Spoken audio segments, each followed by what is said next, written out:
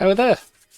It's the new, slightly improved Nintendo Players UK podcast. We're back. Slightly different from the previous iterations of the podcast, but all the Nintendo Players UK goodness is still here. So I'm Andrew Radigal. I'm the guy that runs Nintendo. Sorry, I'm the guy that runs Nintendo Southend, and somebody's gone. Somebody's reappeared. Um, in fact, I'll let the other guys go first, and then because basically I'm an offshoot of Penny's group, so it would make more sense if she went first, and then yes, and the other. I'll Yep. go first then. NintendoBasildon, the original and best. We started about 8 years ago now, I think, because I'd organised Animal Crossing New Leaf launch party in London. I went to that. Ye olde loading, yeah, and it was rammed. There's so many more people there than I was expecting. But I came back afterwards and thought, oh, that was so much fun. And the Nintendo community manager at the time, Jonathan Town, had said, I can help you out with something. And we just got taught, and he said, you could just start up a Street Pass group, because that was back in the days when we had 3DSs, and Street Pass knew, for those who don't know about the olden days, you had to, if you got close to someone who also had a 3DS that was on, you could unlock things in games. And obviously people didn't bump into other people that often, so we used to arrange to meet once a month to just get together and unlock stuff in Street Pass games. And yeah, we're still going basically. So, and like Andrew says, we offshooted Nintendo Southend, or Street Pass Southend on C.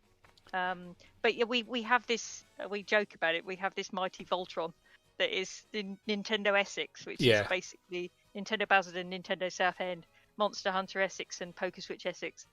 Because we all live really close together, we work together on like a lot of big things. So we're quite small social groups, but when we are one, we are mighty. So that's me. That's what I do basically. Yep. John from Norwich. Hello. Yes, I am John. I am one of the admins for NintendoNorwich. I've been part of the group for, crikey, must be coming up to 4 years now. I'm admin there alongside Emily, who's not with us right now, but I'm sure she'll be coming back for another podcast at some point. I've come here to scope it out. And then as we get different people on, hopefully we can get Emily to join us then. But yeah, I mean, we've been doing meets now for years, and obviously the group goes back further into the Street Pass days than before my time. But yeah, we regularly do meetups, at least normally once a month with a main meetup, and then the occasional mini meet around some other places around Norwich as well. We do all the typical things that a lot of the NPUK groups do. So we do just casual meets, we do like tournament nights, themed nights, all that kind of good stuff. And it's great fun. Obviously, it's a shame that we haven't been able to do the physical meets quite so much, obviously, in the last year or so, but very much looking forward to when that is a possibility again. So hopefully, the podcasts and, the more activity that we do online, ramping it all up so that everyone's all engaged and aware for when we can all start our meets up again. But having said that, there's nothing wrong with meeting online, as we've been doing on the Discord in our individual groups. And it's nice to come together here with the other admins and founders to have a chat. So, yeah, good to be here. Helen? Alrighty, so I created Street Pass London in 2013 with my friends Max and Tarek. We'd been attending another group, but we just decided we'd like to start our own. And we made a good success of it.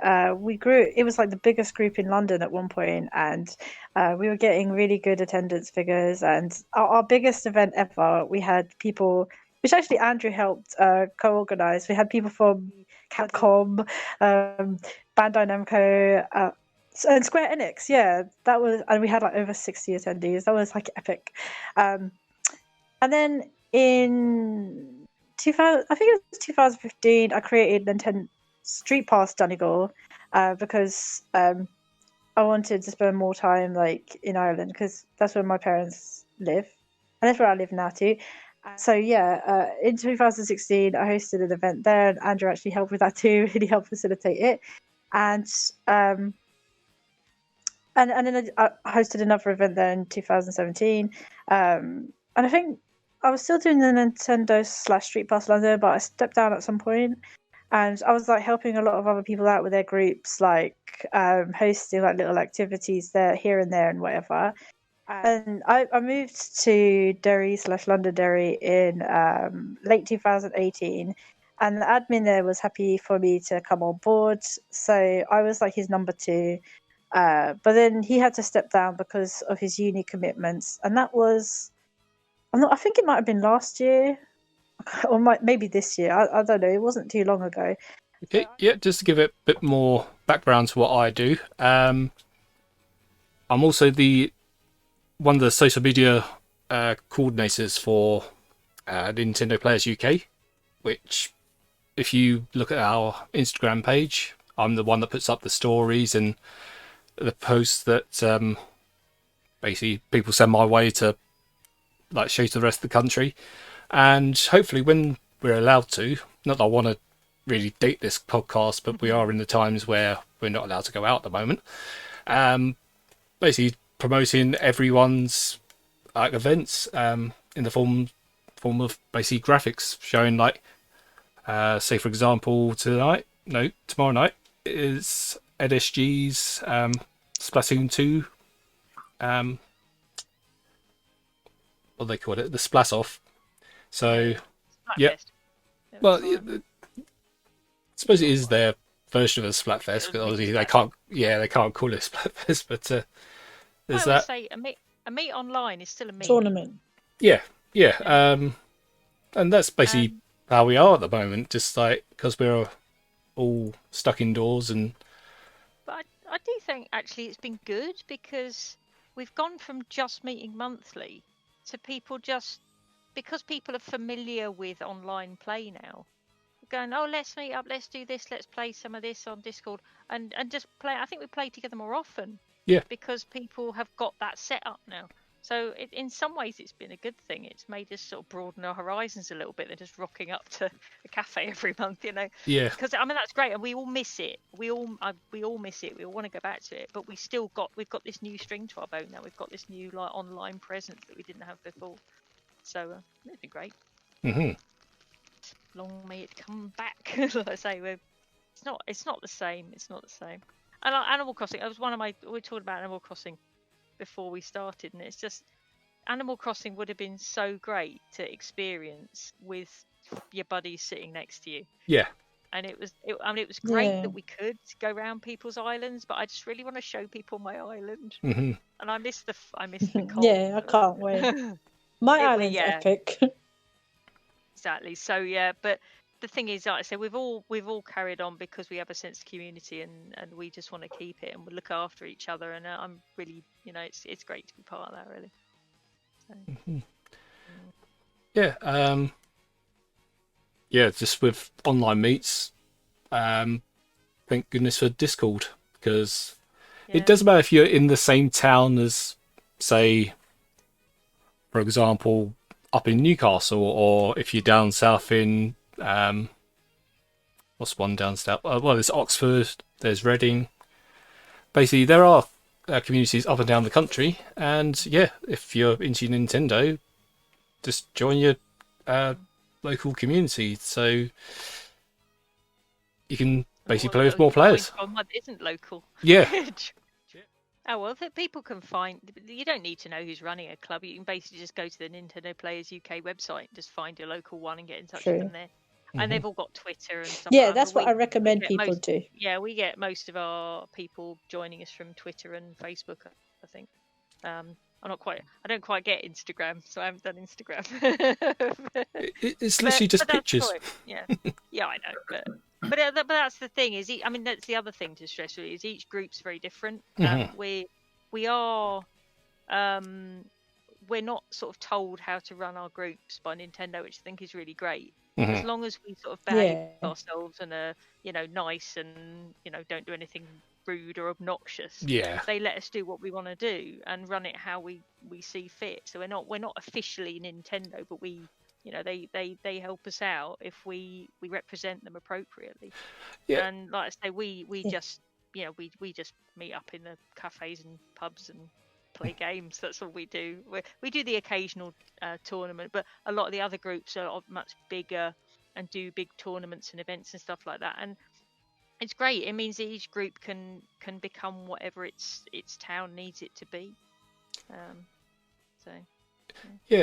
One thing I should mention, one of the previous Street Pass UK podcast don't know why I can't think of the name podcast, but the Street Pass UK podcast was formerly run by James Bowden, who was he was the Nintendo UK community manager, and he was actually the guy that went up to Nintendo of Europe and asked, can we have the name Nintendo Players UK? So we have officially gained the name Nintendo because we're seen as a network of groups that actually do promote the brand Nintendo. Whereas if someone just come along and said, oh, I'm Nintendo, I don't know, Skipton. I don't know why I thought the town Skipton, but they just come along and just say, we're this, and just like, no, you have to sort of go through the process of running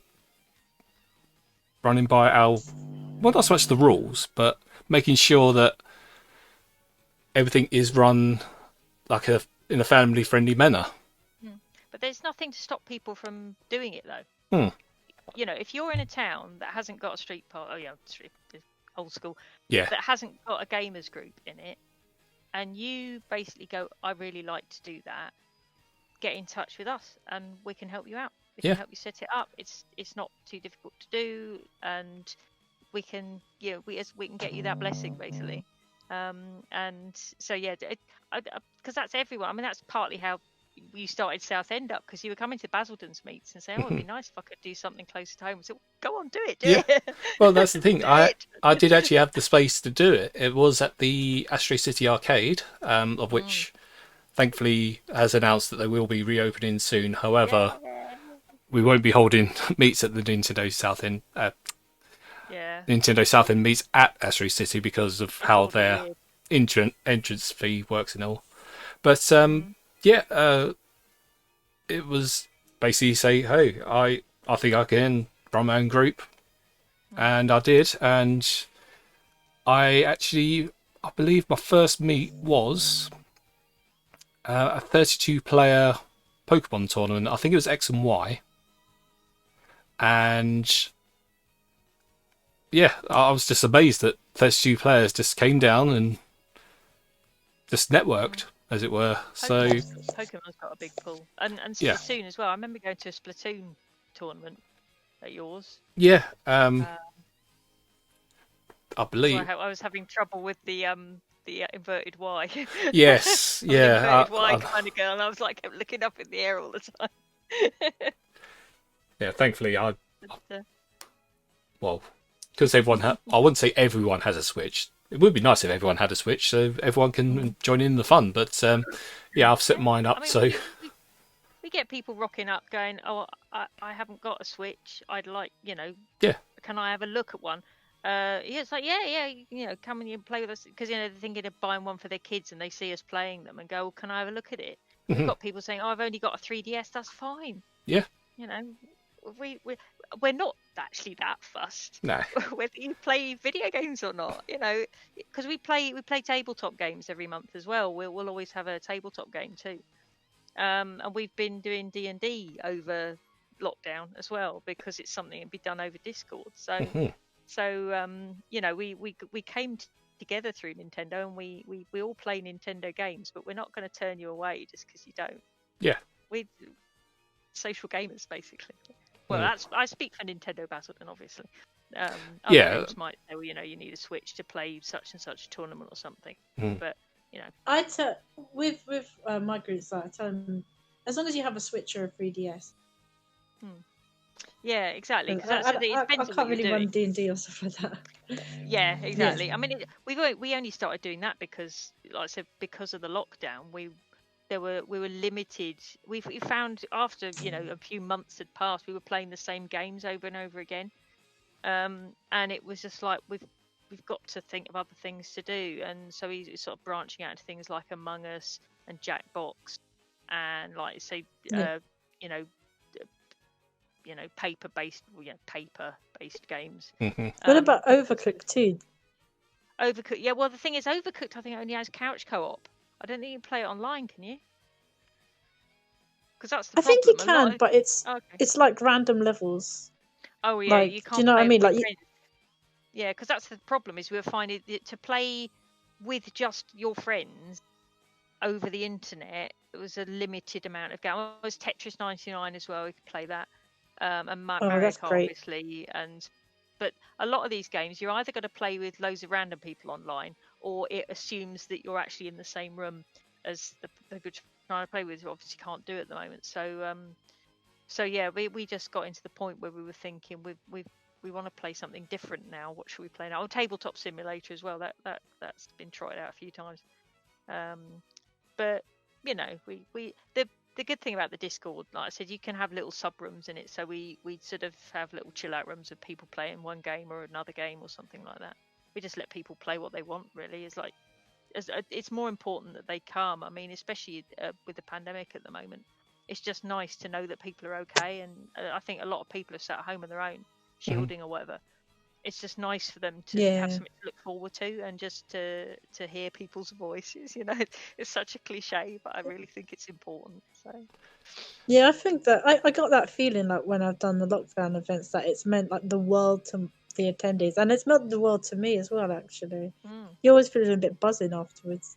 And just like I say, just hearing people and just knowing you're not on your own, and everyone's got, everyone's going through the same and local people as well. Yeah. Like, even though it's so weird, they live so close, but you can't see them at all. It's like, it's craziness. Yeah, but oh well, we'll get through it. Do British stiff upper lip and all that. Hey, John, but anyway. Oh yeah, John, do you have any like lockdown stories or? Yes, I do. Sorry, I was just enthralled just listening to you guys just chatting away. It was great. I mean, we so without wanting to drag it on too long, I discovered NintendoNorwich when I was starting my business. I run a video games themed coffee shop in Norwich.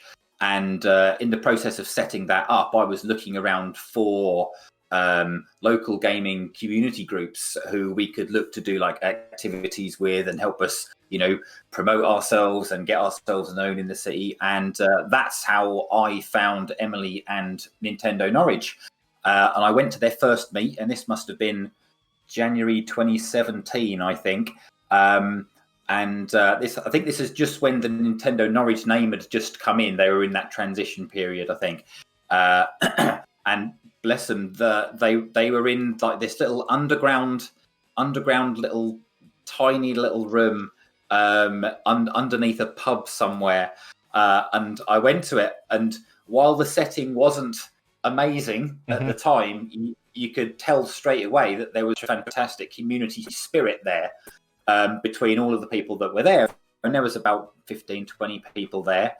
And so I just said to Emily, you know what, why don't I just get it so when I've got my gaming cafe open, we'll just make it once a month. The NintendoNorwich can simply have my venue for free in order to, grow the community and provide like a safe, suitable place that everyone can come to. And it's kind of gone from there, really. And then I found myself organising more and more events ourselves, which then tied in with what NintendoNorwich did as their activities.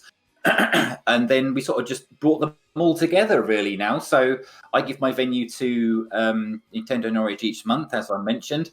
And so being so close to the community as I am, means that it was quite a blow, not just professionally but personally as well. When last March we had to just completely stop all of that. Unfortunately, the size of our group, and our group is particularly active, so we had quite a good online presence anyway. We have the Discord, the Facebook, the Twitter, the same as all of the other groups do. So everyone just immediately filtered over to the online side of things. And while obviously, it's not the same as being able to just rock up and see what your friends have got and try out different consoles, old and new, that you don't own, and all that side of it, sadly, you can't do at the moment. But we've been able to keep all in touch through our own individual podcasts that we do alongside the tournaments and stuff that we do. The main thing for us has really been Mario Kart. Mario Kart and Smash are the two big things in Norwich. As we would do monthly Smash tournaments, monthly Mario Kart tournaments. But now we do, every Wednesday, we do an online Mario Kart tournament. And we're quite fortunate that some of our local players are actually like some of the best Mario Kart 8 Deluxe players in the whole of the country. In fact, one of them is actually a world record holder. So I have to mention 4 laps to win. I said I'd give him a shout out. But the thing is that doing it online, as you guys have said as well, it doesn't then limit you to your own community group as well. We've found that when we've done our tournaments, I think it was possibly Tony, I'm not sure. It might have even been yourself, Andrew, in some instances, where we shout out that we're doing our Mario Kart tournament, and then it gets picked up by the NPUK. Yep. And so they then share it, so all the other groups see it. And then instead of us getting like 15 people come and join our Mario Kart tournament, we have like 50 or 60 people, and they're from all over the country. And it's just amazing to see how the communities just all come together for those types of activities. And I'm sure that I might have to nick your idea. Come along anytime. Do you post the tournament code in the advertisement or something? Yeah, we do. We do it as a Facebook listing, and then it goes on Twitter, both through our venue and the Nintendo Norwich socials as well. So we link it all together. But if you just keep an eye on the Nintendo Norwich Twitter, it will be on there. We do it every Wednesday. We have done for the last year or so now. But fair warning, we do play at 200cc, and we do play with frantic items. It's the only way to play. It's like go big or go home. Go big or go home. Of course. Also, we do live stream the whole thing as well. So you can watch it on our Twitch channel, which is OLL_games. And you'll see it all on there. Okay. We occasionally streamed on Twitch with the Hunk Thunder. I wonder who he is, Andrew. Yeah, he twitches what we do, and it is good fun. It's nice for people who aren't able to get involved because they're at work or something. They can still sort of get involved with the fun. It's good. Well, it's on the watch or play either way. Yeah, it's on the Nintendo Essex YouTube page. So it's not actually on my personal one, because obviously the personal one's personal, and yes, Nintendo Essex you is. Organise it for us. Yeah. The technical guy. I should mention that Andrew's our technical guy for streaming.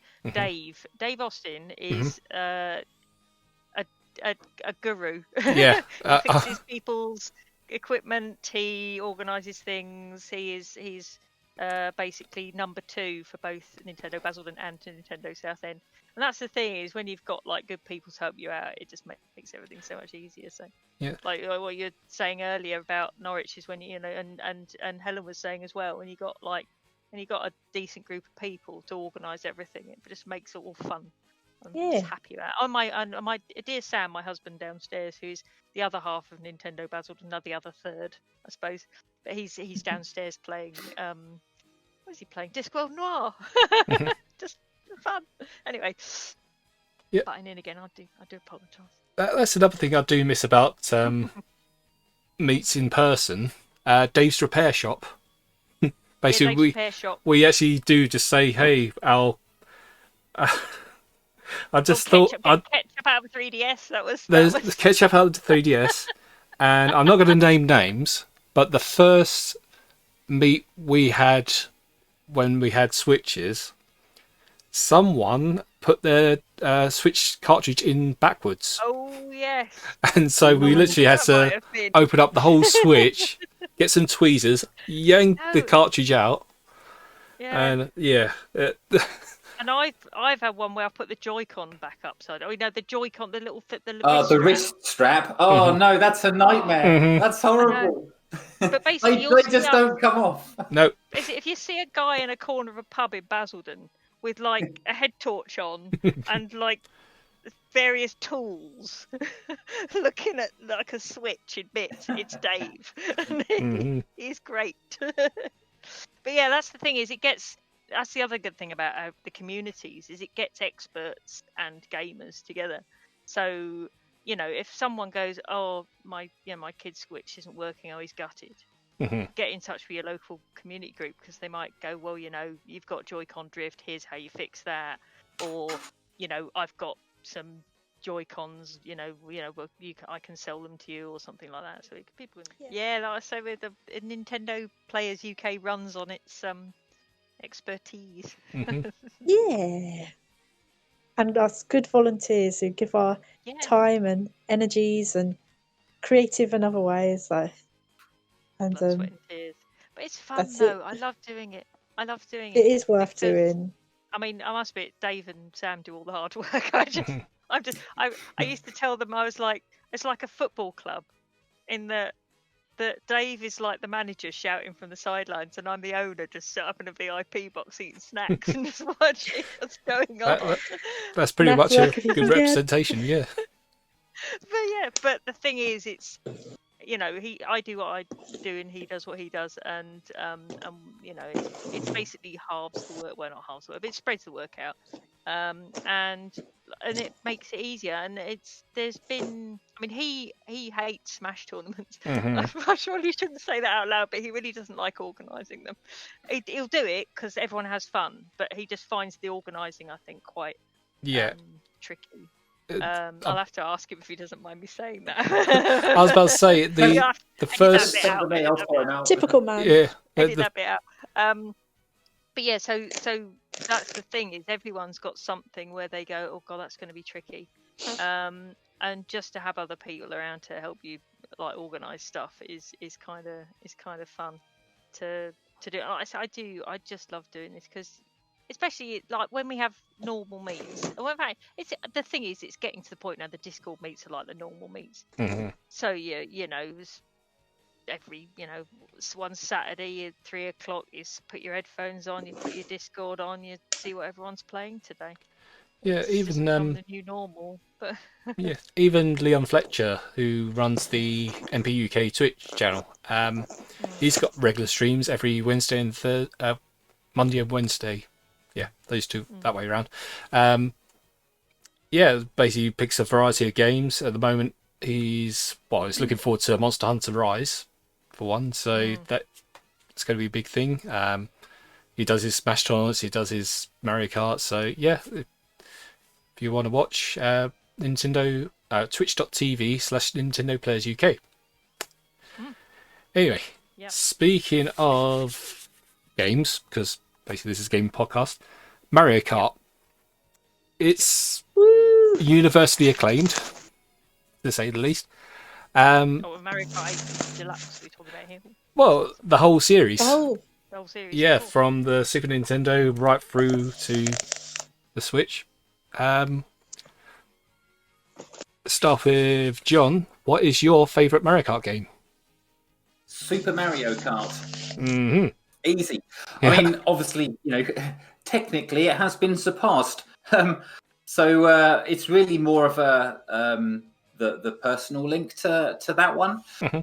So obviously, Super Mario Kart, the very first one on the Super Nintendo, released in 1992. I was 11 years old when it came out. And the story of me getting my first and favourite Mario Kart game. Do you remember the last day of school, the last day of term? Sometimes it would be one of those days where you could take your own toys or take your own things into school, and there'd be like a special afternoon of stuff going on. And I must admit, at this time in 1992, I owned a Sega Mega Drive and I had not yet discovered Nintendo. And I took my Sega Mega Drive to school and I had Sonic the Hedgehog and a few other games there. And one of my friends brought in their Super Nintendo and they'd just got Super Mario Kart. And we had our two tables and I had my Mega Drive and he had his Super NES. And no one wanted to play on my Mega Drive. Everyone was just completely taken with this new Super Mario Kart. You know, the Mode 7 graphics on it, the combat while you were driving as well, the fact it had characters from different games like Donkey Kong and stuff like that in it. You know, it was incredible. And I remember it was only a few days after that I actually swapped my Mega Drive with one of my neighbours so that I could have a SNES for myself, and then I begged my nan to buy me a copy of the game, and then I did eventually get it. Mm-hmm. And so, obviously, yes, it has been surpassed in so many ways, and I have loved just about almost every Mario Kart game. Although weirdly, the N64 one didn't really do it for me, but. The current one, obviously Deluxe, I think it's as close to a perfect multiplayer racing game as you can get. And the fact that, you know, they haven't even had to make the 9th one yet because the 8th one has endured so well since it was released, what, six years ago, I think now, on the Wii U. And, you know, it is still the most played online Switch game, if my stats are correct. Yep. And as I alluded to earlier, certainly one of the most popular games in our group. You know, it never gets old, whichever Mario Kart you like. So for me, it's the SNES version. Mm-hmm. Helen? My favourite would probably be Mario Kart 7. There's loads of Mario Karts which are really special to me. So yeah, Mario Kart 7 just had really good levels, especially Rainbow Road. It's definitely my favourite Rainbow Road, the Mario Kart 7 version. And I mean, the 3DS is probably my favourite console ever anyway. And loved Mario Kart 5. It blew my mind. But then Mario Kart 7 came out. Oh, I don't know. I loved that it went back to... Because my first Mario Kart was Mario Kart 64. And I loved that it went back to the analog control system. Because that's what I was used to. I must have had the muscle memory from that. And... like I said, the levels, and I love, you know, the new things that introduced, like driving underwater and the flying, and Cooper City was also epic. And yeah, Mario Kart 8, I love it as well. But I mean, I just kind of think it's Mario Kart 7 but with bells on, which is why I love it actually, because it's like Mario Kart 7 but with like loads more content. So yeah, I can't wait. Like I can't wait for them to bring back Mario Kart 7 Rainbow Road. I think my favourite one to play is 8 because there is just so much in it. And like they're going upside down and all the different, like the racetracks and all the different themes, all of it. But warm and fuzzy feelings would be 7, and I hope I'm remembering this right, is because it had download play. So when we had meets, oh yes, you could have one person who had the cart and someone who didn't own the game could still race with them. So it was a popular one for us to play at actually meeting in person meet, because as long as I like that about Mario Kart, yeah, and you could all cluster together close enough, we could all. And I like that about MK5 as well. Yeah, so yeah, I say that my favourite to play is 8, but warm fuzzy feelings, happy memories 7, 3DS definitely, because it's early memories of Street Pass and how it worked, and you know, so that'd be it for me. I think happy memories of 7. I just remember Mario Kart 5 back in the day, like just so many Shy Guys, because like everyone would have either forgot their cart or can't be bothered inserting it. So it's all like different colours, and we all got good at Shy Guy just because like we were so used to like being lazy and end up playing default guy. Exactly. And he was good as well. He was one of the better players. Yeah, I got sort of funny used to, because for a long time, me and Sam, my other half, basically shared a Switch. So it was technically his Switch, but until I got my own, I was using his. And so if we were playing on his account, it didn't have all the stuff that I'd unlocked.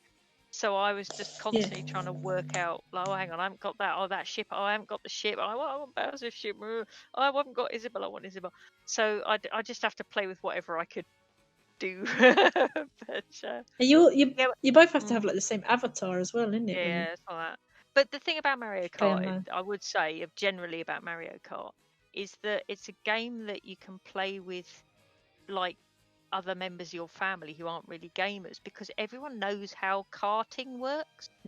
It's not a weird plot. Yeah. It's not a weird mechanics. You basically go vroom vroom, go fast, go round, you know. And there's some other stuff going on with explosives.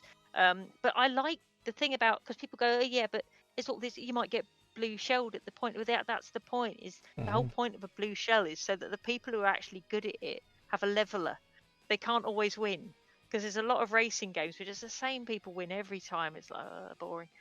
But with Mario Kart, you could play, you know, with your nan and your nephew and all of these people. They'll get the hang of it, and because what you have to do in Mario Kart is very obvious. You basically go fast, go vroom vroom, very fast.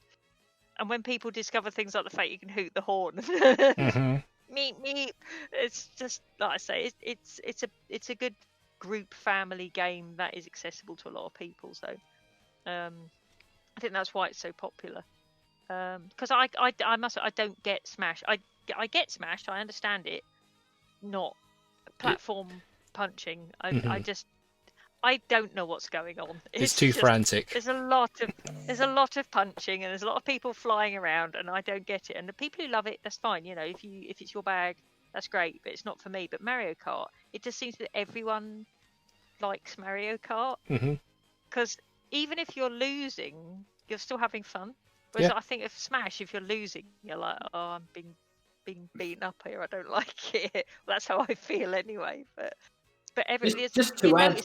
Yeah, you notice it at meets. As soon as someone says, let's play Mario Kart, everyone's like reaching for the Switches, going, yeah, I'll play. Just to add to your point, Penny, you were saying about how accessible it is for people of all ages, backgrounds. You know, it has a very diverse user base, doesn't it? Just to add to that as well, it also includes those players that do actually seek out the high level competition and the extreme skill level play as well, which I think that is, as we all know, it's one of the reasons why Nintendo is so beloved, because it does appeal to all different groups. And you look at things like speedrunners on time trials in the Mario Kart game, and how close that community is and how large that community is on a worldwide scale. You look at what the tournament scene is like in things like Smash Bros. Smash Bros is now the biggest fighting game in the world. It's eclipsed the likes of Street Fighter and Tekken and all of these other ones. It is the biggest game of its type, and that's simply down to that early accessibility that's enabled players to continue playing through these series of games right from youth right through to today, where the games still retain their interest because of the amount of depth in them. And I think that's something that we always applaud Nintendo for that as well. It really is. There's stuff for everyone, particularly with Mario Kart. Yeah, you do get, because you get a lot of the people saying, "Oh, Mario, oh, Nintendo, they do family games." Yeah, but a lot of people, if Dad gets home from work, Mum gets home from work, you want to play something with the kids before they go to bed, just to have some family time.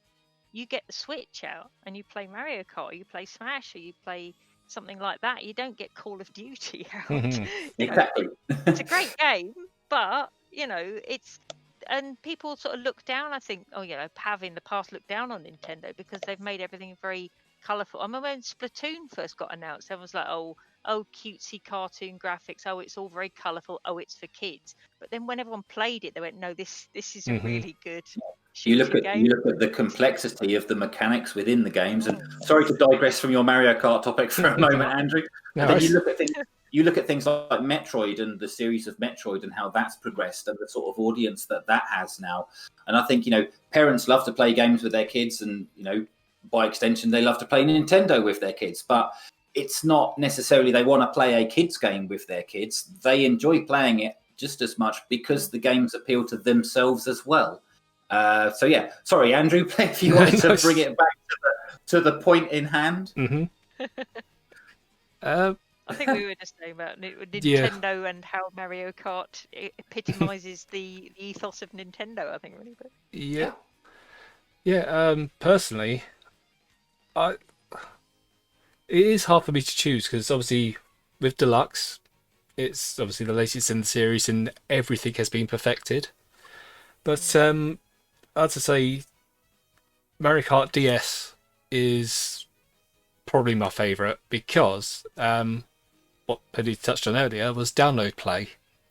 And yeah, no matter if anyone has got the cartridge or if they haven't got the cartridge, you can all play. So I was astonished when I first played Mario Kart Advance. No, not Advance. Super Circuit on the Game Boy Advance.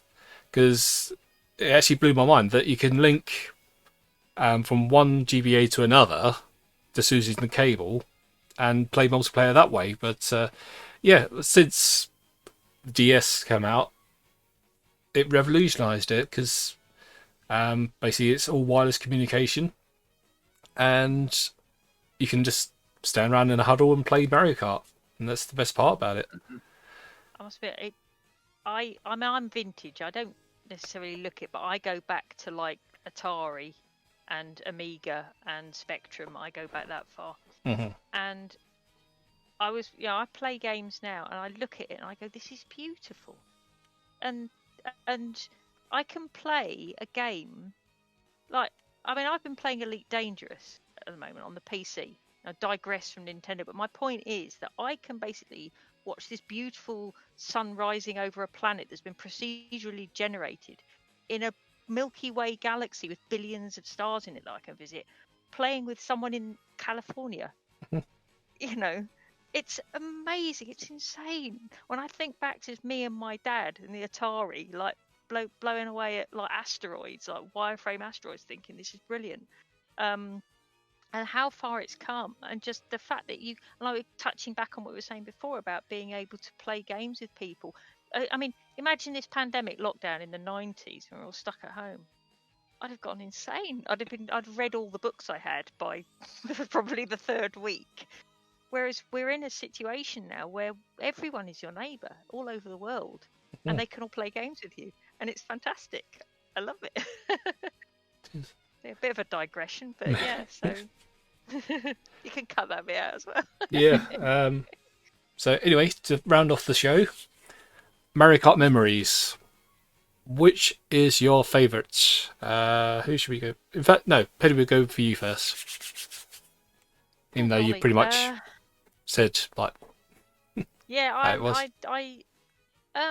mean, I suppose it is like I said what I said earlier. I mean, I've got some like particular memories of like really awesome stunt jumps in on the Switch version and so on. But if I had to like my favourite memories of Mario Kart was basically all of my squad huddled around a load of tables in a coffee shop in Basildon somewhere, and someone flicks open their 3DS and goes, anyone want to play Mario Kart? And someone going, I ain't got it. And says, doesn't matter. I got you, fam. Just do download play. And then everyone's like, 8 or so people all huddled around. And you hear people going, blue shirt, and it just, people just going, oh, wow. Oh, you got past me. Oh, how did you do that shortcut? And you just get this, like I said, this little huddle of people just in this shared enjoyment. That's warm fuzzies. Yep. John? Yeah, so the two main things that I draw on in terms of Mario Kart memories, the first one I kind of already touched on earlier was just that the happiness of getting my Super Nintendo and Super Mario Kart back when I was 11 years old. But to talk about something perhaps a little bit more recent, you guys probably won't be aware, but every year there is a games festival that takes place in Norwich. If you've ever happened to visit around Easter time, it's run by it's a non-profit thing, and it's done at not by the council. It's the Forum here in Norwich.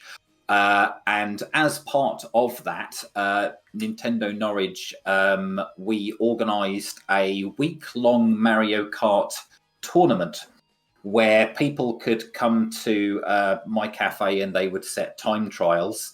And then we would host a big finals tournament between the top 16 fastest people who set times throughout the week. So throughout the week of this festival, they could come and set times. And then we did a tournament on the Saturday night, which took place at Epic Studios in Norwich, which is a big TV station filming thing. So it had a massive stage, and there was a big quiz going on as part of the festival. And during the interval, we ran the final race of this Mario Kart 8 Deluxe tournament. And the memory of being on stage with an audience of 500 cheering people, cheering on the top 4 people in this 4-player Mario Kart Grand Prix. We the big screens going up, and the sound was really bad. We had proper commentators and everything. Everyone was screaming and shouting for these young guys. I mean, they're only I think the players were aged between 12 and 15, and they're in the same categories as the adults for the time trials, I should point out as well. But just that whole experience of just seeing everyone enjoying, this one particular game all at the same time. I don't think I'll ever forget that, and that was probably my best memory, I think. And that was literally only last year. No, year before that, 2019. Last year indeed. And if you do find Nintendo Norwich on our socials, you might have to scroll back a little way, but you will see some photographs and videos from that event as well. Good times, and we'll be doing it all again, hopefully this summer. Fingers crossed. We'll see. Helen? I've had many great Mario Kart memories over the years from the 90s when playing Mario Kart 64, unlocking the ghosts with Virgin Radio in the background. Such a vivid memory, and all the way up to the DS London days with MK5 and just all those Shy Guys, like I said. But no, my top Mario Kart memory would probably be the very first NintendoDonegal event, where 2 of my younger relatives, Megan and Kira, came along, and they took part in the Mario Kart 7 tournament, which me and Andrew hosted, and they took on all the older guys who were taking part in it, and I was just so proud of them.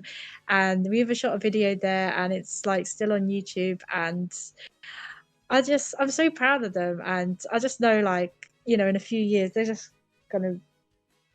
they might even end up as good as their aunt in terms of their Mario Kart skills. So yeah, hopefully there'll be many more Mario Kart memories. I have 2 memories. One being the first time I played Mario Kart Arcade GP DX. It's actually the first time I'd seen Mario Kart in HD, because it predates the Wii U. A bit weird seeing other characters in it, like Pac-Man and Don-chan from Taiko no Tetsugen. It's to see them go around the track. I know I'm familiar with their arcade games for other reasons. It's just weird seeing them in the Mario Kart game, but I loved it. Another one was one Christmas years and years ago, when Mario Kart Wii came about. I went round to my brother's, and like Penny touched on earlier, it doesn't matter how old you are, how young you are, everyone knows how to play Mario Kart. And it just was a sight to behold that there's my brother held his Wii remote, my sister-in-law had a Wii remote, my eldest niece had a Wii remote and nunchuck, and me with a GameCube controller. So we all sort of huddling around. We didn't even need to because basically I was the only one that was wired, and they were wireless. But it was just like a good family moment to play Mario Kart with everyone on all sorts of different controllers. And yeah, you could scramble together. You must have enough controllers. yeah. Well, this was was it 2008 the Wii version come out? I think so. So yeah, I didn't have that many controllers at the time, but yeah, that. Oh, and just the third one. Playing Mario Kart on a huge, must be at least 50-foot screen at EGX, and what John said earlier, yeah, having like loads of people just cheering on, and yeah, I was shaking like a leaf, and yeah, it's just I was loving the moment, but it's just it's like playing Mario Kart in that front of that many people. It was. You just reminded me of when we had one of our members on a team, a Splatoon team at EGX, and it was the first time I'd been at a live like esports sort of thing, and just it was electric. It was just like going to a football match, going to the Olympics or something. It was still the same atmosphere, and it was just the bleachers in the corner in EGX, but just that cheering your guy on, going, hey, it was just really, really nice. So yeah, again, we will do it again soon. So anyway, that has been the first. I'll say first. It's not the first, but it's the first podcast of the new series. Thank you very much to John, Penny, and Helen. Any last words to you guys? Okay. Anytime. Yeah, we'll see you again soon, guys. Yeah. Yeah. Last words from me is really just thank you very much for hosting and inviting us. Yep. And everyone should, if they haven't done so already, check out their local Nintendo players group and see what's going on. Because it's not all just Mario Kart or Smash. There are other Nintendo games that we all like as well. Yeah. Other games are available. There will be someone there who will like the same Crossing games as you. Yeah. So yeah, check out your local groups. Find them on the socials. They're all there. Yeah, we should. There's, like I said, there's, I said earlier, we've got sort of subgroups or related groups, sister groups who just do Pokemon and just do Monster Hunter. So there's if you've got a particular game that you love, you'll be able to find someone who can play it with you. We do our best to get people together. Yep. So if you go to www.nintendoplayers.uk, there's a map there, and you can pick out your local group and see what they do. Get involved. Like we said earlier, if there isn't a local group, start one. Start one. Do it. Make it so. Build it, and they will come. Exactly. And when we've been to Norwich, so basically if you find that you're unlikely to be coming to Basildon on holiday, I will admit this. But if you're ever in town, you might be going to Southend. So if you're ever in Southend, and you see that your local group are meeting, just rock up and say hi. Visiting. We might all end up coming Donegal on a staycation. So this is becoming such a trendy destination now. Well, yes. I said Basildon maybe not so much. Although I was tickled to find out that Basildon is in Assassin's Creed Valhalla as a bandit camp, which pleased me greatly. So but if you're ever in Basildon, Jewel of the East, look us up. We would love to have you. Okay. Yeah. So see you later, everyone. Been a pleasure. Thank you very much. Bye. Thank you. Goodbye.